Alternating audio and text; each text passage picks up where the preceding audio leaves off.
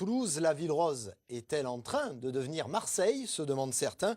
C'est la polémique de la semaine. On en débat dans quelques instants avec deux invités. État des lieux en images, signé Bruno Frediani. En 3 ans, Toulouse a vécu 4 meurtres à l'arme blanche. Tous pour des querelles insignifiantes. Cigarettes refusées, regards de travers, scooters mal garés. Dernière en date, le week-end dernier, sur fond d'alcool. Un jeune homme de 21 ans décède de coups de couteau au pied de la bibliothèque universitaire. J'ai assisté à des scènes de violence inouïes. J'ai appelé évidemment la police et entre-temps j'ai vu une personne à terre qui a été agressée. Autre meurtre à la sortie de cette boîte de nuit en mai dernier, une vraie série noire. Partout, cette violence progresse dans notre société et donc on peut parler d'un mal de notre société. Est-ce que ce phénomène est particulièrement marqué à Toulouse ? Je crois qu'on peut dire oui. Sur notre site internet, le criminologue Alain Bauer relance le débat. Pour cet ancien conseiller de Nicolas Sarkozy, rien d'exceptionnel dans une ville qui compte toujours plus d'habitants. Pourtant, le maire de Toulouse demande le classement de l'hypercentre en zone de sécurité prioritaire. Une ZSP, comme le Mirail et les Isards. Pour débattre avec nous maintenant de cette question de la sécurité à Toulouse, j'accueille deux invités, deux syndicalistes, policiers tous les deux. Didier Martinez pour SGP Police, bonjour. Bonjour.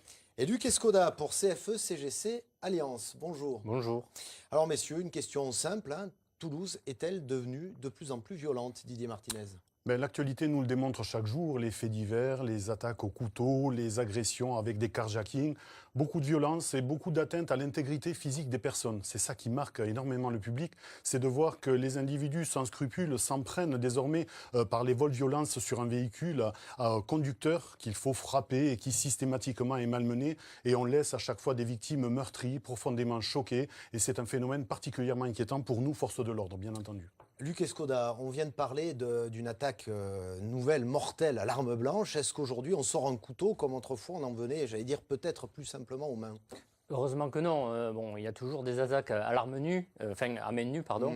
Mais on voit que le passage à l'acte avec une arme blanche est plus fréquent et l'actualité a démontré que il y a eu plusieurs cas qui se sont passés en très peu de temps et c'est vraiment préoccupant. Alors peut-être qu'il faudrait un peu plus sanctionner le port d'armes quand il s'agit de port de couteau ou autre. Et ce n'est pas trop le cas maintenant puisque on voit bien qu'au niveau pénal, il faut en faire beaucoup avant d'aller en prison, d'être sanctionné très lourdement.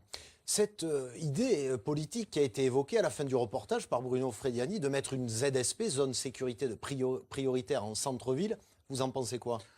Mais encore une fois, c'est un effet d'annonce, c'est une méthodologie, la ZSP à Toulouse. Les zones qui ont déjà été établies ZSP n'ont pas été assorties d'effectifs ni de moyens. Donc en fait, on a beaucoup de mal tout de même à mener les investigations, à occuper la voie publique, à être réactif et efficace. Vous savez, en matière de sécurité et de résolution d'enquête, il n'y a pas de secret. Ce n'est pas une méthodologie, c'est l'effectif policier. En ce sens, tout le monde s'accorde sur le constat et la solution.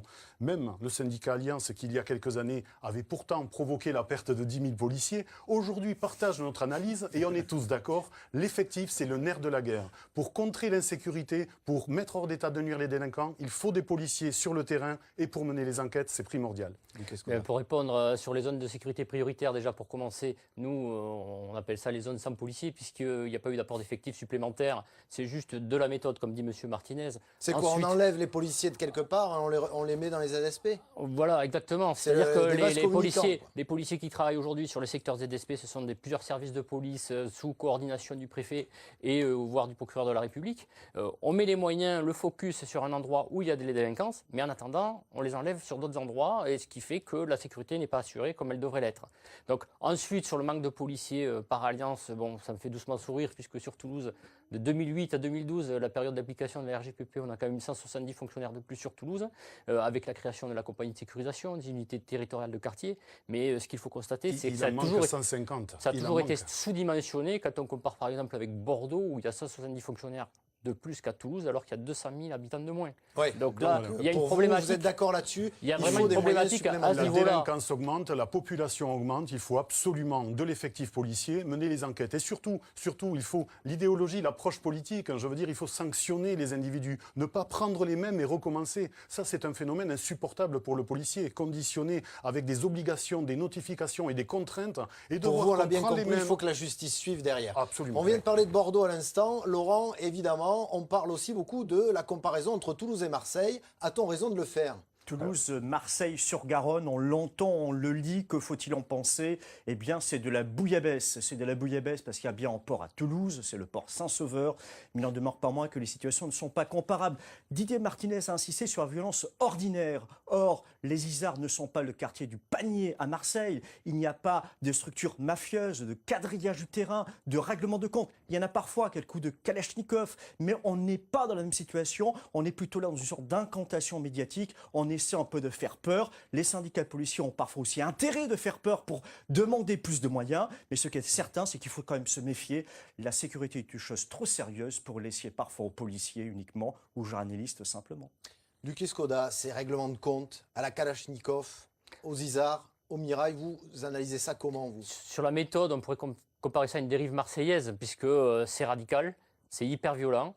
Après, le trafic de stupéfiants sur Toulouse, ça n'a pas l'ampleur de ce qui se passe à Marseille. Même sur la délinquance, nous avons des collègues qui travaillent sur Toulouse, qui étaient avant à Marseille, qui me disent, quand j'étais en bac à Marseille, je faisais 2 arrachages de colliers par jour. On n'en est pas là sur Toulouse, bien heureusement. Mais il ne faudrait pas que ça le devienne. Et nous craignons que s'il n'y a pas des moyens à donner pour travailler dans ces quartiers-là, et surtout une réponse pénale adaptée, parce que si les policiers attrapent les voleurs et qu'on les remet tout le temps dehors, qu'on ne les sanctionne pas, forcément ils recommencent. Et c'est ce qui donne du mal aux policiers aujourd'hui. C'est-à-dire qu'on a aggravé la procédure pénale pour les collègues qui travaillent dans les quartiers, qui gèrent les dossiers judiciaires. Je vais vous parler de la PJ ou dans les quartiers tout simplement. La PJ, les quartiers des Isards, les règlements de compte, cet été, ils n'étaient que 3 pour gérer ça.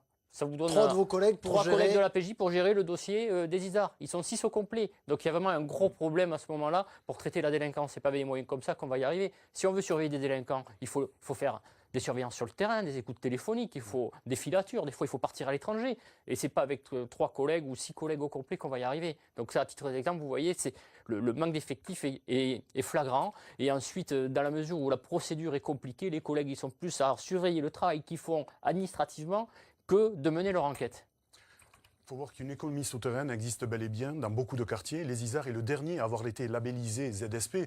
Pour autant, les trafics de stupéfiants suscitent la convoitise de leaders qui veulent avoir le monopole de ces quartiers. Beaucoup d'argent est brassé et il faut voir que l'intérêt à la fois de ceux qui observent, qui font du recel, qui font de la vente, ça suscite énormément de convoitises, de règlements de compte. Et évidemment, lorsqu'on intervient, on est repéré, même avec des véhicules banalisés. Très compliqué pour les policiers d'intervenir et d'endiguer le fléau. Néanmoins, l'économie souterraine existe bien. Les réseaux sont bien là, c'est très inquiétant puisque ça s'amplifie dans de nombreux quartiers. Il faut absolument un sursaut. Il faut vraiment prendre en compte et en considération que la ville de Toulouse, elle n'est plus comme il y a une dizaine d'années, une ville confortable du sud, tranquille. Non, à présent, on est conditionné et vraiment concerné par la délinquance, la petite délinquance, la grosse délinquance et peut-être aussi de la criminalité. Il faut y remédier. Merci à vous, messieurs, d'avoir accepté ce débat. Vous êtes tous les deux, je le répète, syndicalistes, policiers, en campagne électorale professionnelle actuellement. Tout à fait, ça démarre. Merci à vous, messieurs, et bonne campagne. Merci. Alors, on enchaîne avec notre dossier.